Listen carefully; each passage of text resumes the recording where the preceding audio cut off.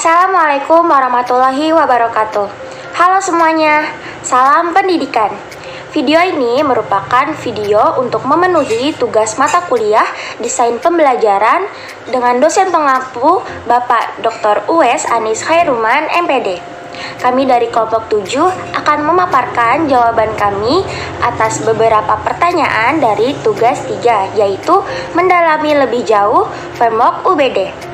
Adapun anggota kelompok 7 yaitu yang pertama ada Dea Anissa, lalu ada saya sendiri yaitu Nadia Firda Izati, lalu ada Pipit Erawati, kemudian ada Rahma Hasna Fadiyah, dan yang terakhir ada Vera Stella Sagala. Dalam framework UBD ada dua terminologi yang penting, yaitu understanding dan by design. Untuk lebih jelasnya, yuk kita simak bersama penjelasan terkait framework UBD yang akan dijelaskan teman-teman kelompok 7.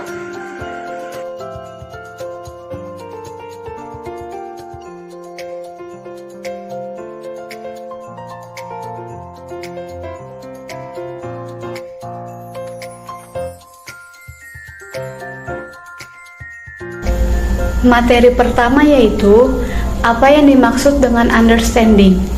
Berdasarkan beberapa referensi yang telah saya baca, understanding adalah seseorang yang telah menerima pelatihan tidak hanya mengingat, tetapi juga memahami hingga menerapkan pengetahuan tersebut dalam konteks yang baru atau transfer learning. Untuk itu, kemampuan untuk mentransfer pengetahuan yang telah seseorang itu pelajari harus benar-benar ia pahami dengan baik. Dengan demikian, apa yang telah dipelajari dapat diterapkan ke konteks yang baru dengan inovasi yang telah ia kembangkan. Selanjutnya, pendekatan understanding by design.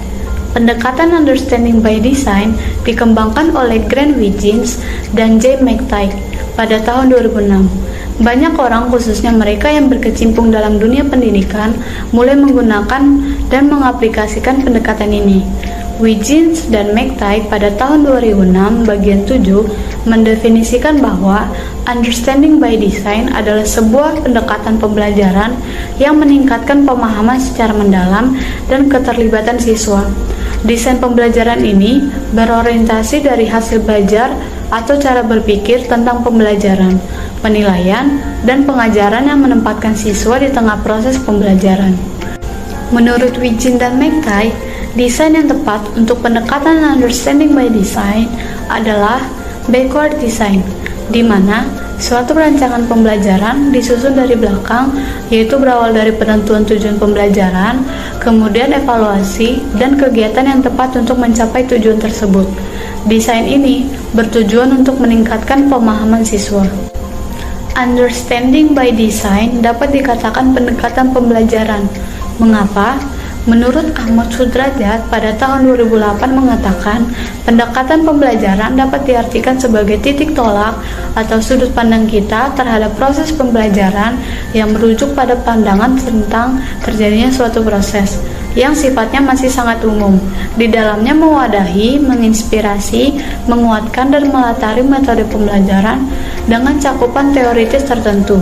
Jadi, understanding by design adalah sudut pandang pendekatan dalam merencanakan dan melaksanakan pembelajaran yang memandang pembelajaran sebagai sebuah cara untuk membangun pemahaman siswa melalui backward design.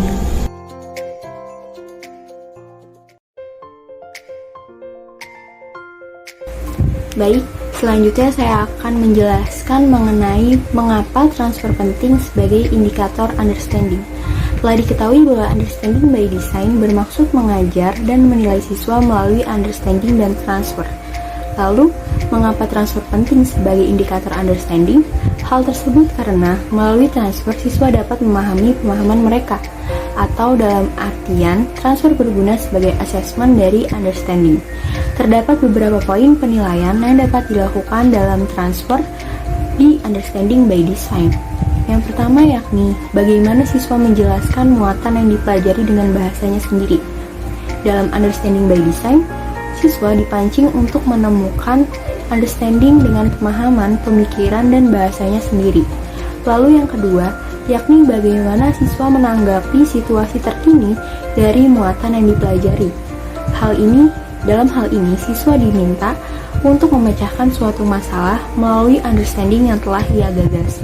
Selanjutnya yang terakhir yaitu, apakah siswa dapat menjelaskan hal tersebut dengan baik kepada orang lain? Maka, dari beberapa poin tersebut dapat disimpulkan bahwa understanding dan transfer merupakan tujuan akhir atau goals dari sebuah pembelajaran.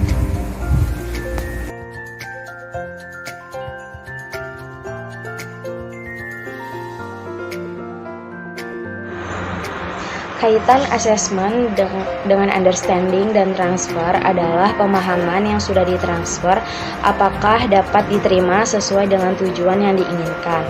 Hal ini menjadi salah satu faktor fokus utama pada pembelajaran dan assessment untuk membuktikan ketercapaian hasil belajar. Sedangkan kaitan assessment sebagai evidence, yaitu proses penilaian yang melibatkan pengumpulan bukti pembelajaran siswa. Semua pembelajaran wajib mengumpulkan bukti langsung untuk setiap hasil pembelajaran tersebut. Jenis bukti penilaian terbagi menjadi 4, yaitu 1. Penilaian langsung, yaitu penilaian yang mengukur pembelajaran siswa dengan memeriksa pekerjaannya secara langsung. Kegiatan ini dapat mengukur sejauh mana siswa telah belajar melalui evaluasi, ujian, pertunjukan, pengamatan, atau penemuan dari pekerjaan siswa. Kedua, penilaian tidak langsung, yaitu menunjukkan bahwa pembelajaran telah terjadi dan seringkali dapat memberikan kebiasaan pikiran atau sikap yang diperlukan agar siswa berhasil.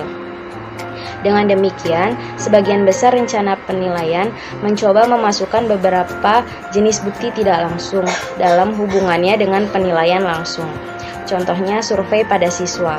Ketiga, penilaian pendukung, yaitu menggambarkan keberhasilan atau kebutuhan program, memberikan konteks untuk menafsirkan data penilaian atau membantu dalam merancang rencana penilaian yang membahas pertanyaan-pertanyaan. Contohnya presentasi pada siswa. 4. Bukti dan ekuitas, yaitu memilah data menurut pengelompokan yang relevan dan menangani serta menutup setiap kesenjangan pencapaian sebagai bagian dari rencana tindakan penilaian. Penilaian yang dilakukan tersebut merupakan bukti-bukti yang autentik yang nantinya dapat dipertanggungjawabkan oleh guru kepada siswa. Bukti-bukti yang dikumpulkan bersifat kuantitatif dan kualitatif.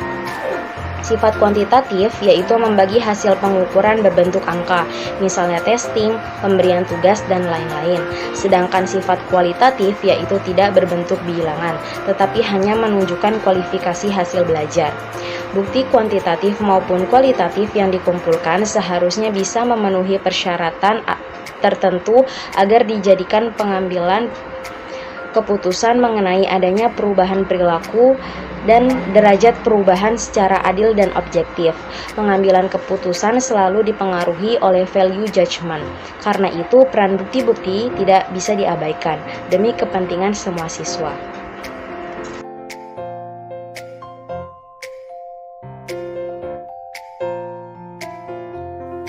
Baik, selanjutnya saya akan memberikan contohnya dalam konteks pembelajaran di sekolah dasar. Seperti yang sudah dibahas sebelumnya, bahwa transfer sebagai indikator understanding sangatlah penting dengan melihat bentuk pencapaian dan keberhasilan dari transfer itu sendiri. Indikator suatu transfer dikatakan berhasil, yaitu ketika siswa dapat menerapkan pembelajaran yang telah dipelajari dengan tepat pada suatu kondisi.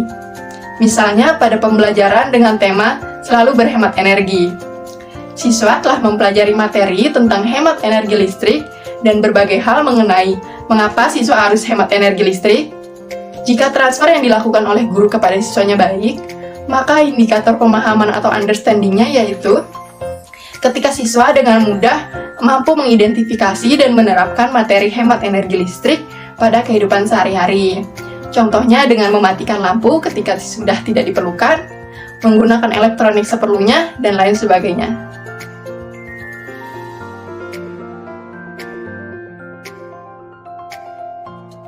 Baik, selanjutnya saya akan menjelaskan mengenai apa yang dimaksud dengan by design.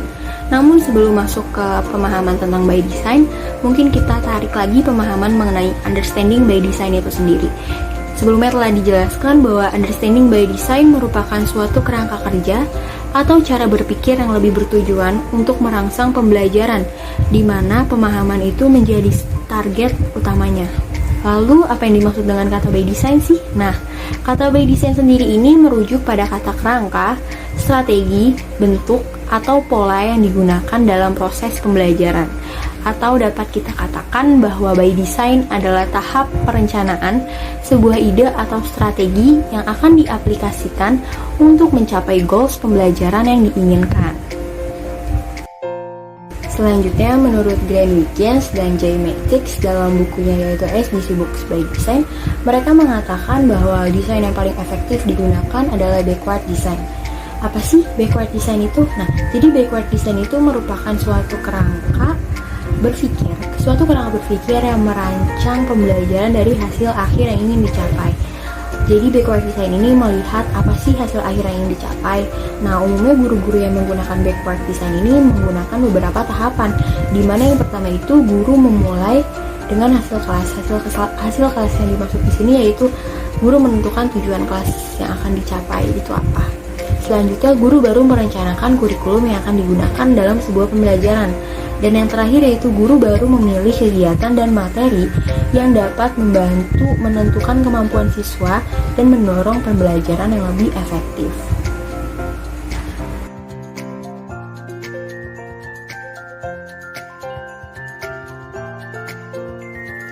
Lalu, mengapa by design penting?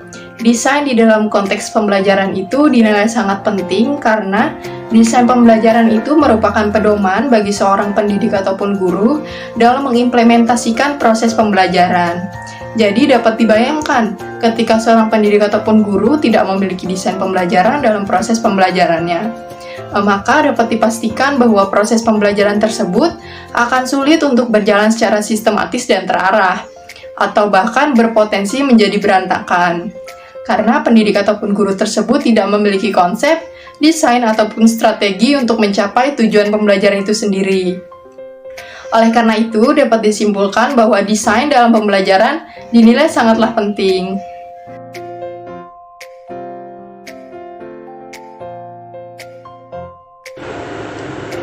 Nah, sebelumnya telah dijelaskan apa yang dimaksud dengan by design dan mengapa by design itu penting. Seperti yang telah kita ketahui, dalam video, menurut McTighe dan Wiggins, desain yang tepat untuk pendekatan understanding by design adalah backward design atau sistem mundur atau terbalik. Desain ini bertujuan untuk meningkatkan pemahaman siswa. Secara garis besar, ada 3 tahap utama backward design. Yang pertama yaitu identify desired result, yaitu identifikasi hasil yang diinginkan atau tetap menentukan tujuan pembelajaran. Menetapkan tujuan yang mengacu kepada standar kompetensi, kompetensi dasar, indikator, dan tujuan pembelajaran atau outcomes learning. Menetapkan tujuan pembelajaran dapat diambil berdasarkan standar kurikulum nasional dari pemerintah yang berupa KI atau kompetensi inti, KD atau kompetensi dasar, dan indikator dari masing-masing mata pelajaran atau capaian pembelajaran. Lalu yang kedua, determine acceptable evidence, yaitu tentukan bukti yang dapat diterima. Bukti di sini maksudnya indikator atau tolak ukur keberhasilan yang dapat dilihat dan diukur. Lalu yang ketiga, plan learning experience and instruction, atau rencanakan pengalaman belajar dan instruksinya. Langkah ini yaitu harus dilakukan adalah merencanakan kegiatan pembelajaran dengan merencanakan strategi, metode, dan aktivitas pembelajaran apa yang tepat untuk mencapai tujuan dan sasaran pembelajaran tersebut.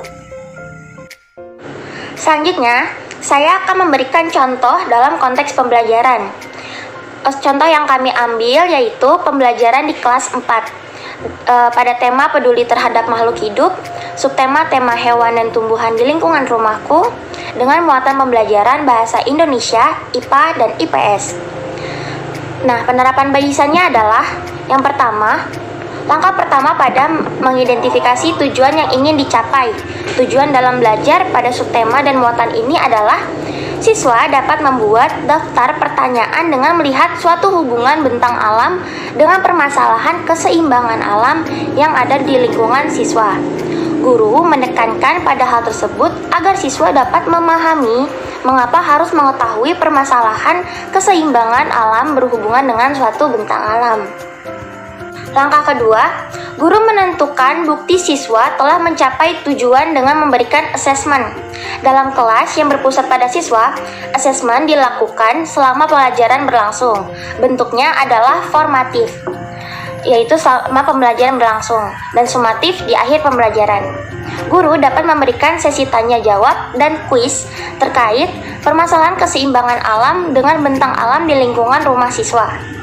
Dilihat dari bisa tidaknya siswa menjawab saat sesi tanya jawab terkait materi dan kuis di akhir pembelajaran, guru dapat melihat dan menilai apakah siswa telah memahami tujuan belajarnya, yakni dapat menerapkan dan menemukan solusi atas permasalahan-permasalahan keseimbangan alam dengan bentang alam di lingkungan rumah siswa.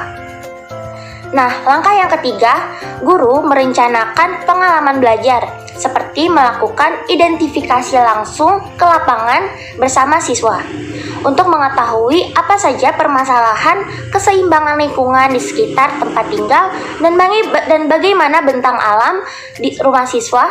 Setelah itu, guru meminta siswa untuk membuat daftar pertanyaan terkait informasi mengenai permasalahan yang ada terkait keseimbangan alam dan hubungannya dengan bentang alam di lingkungan rumah siswa.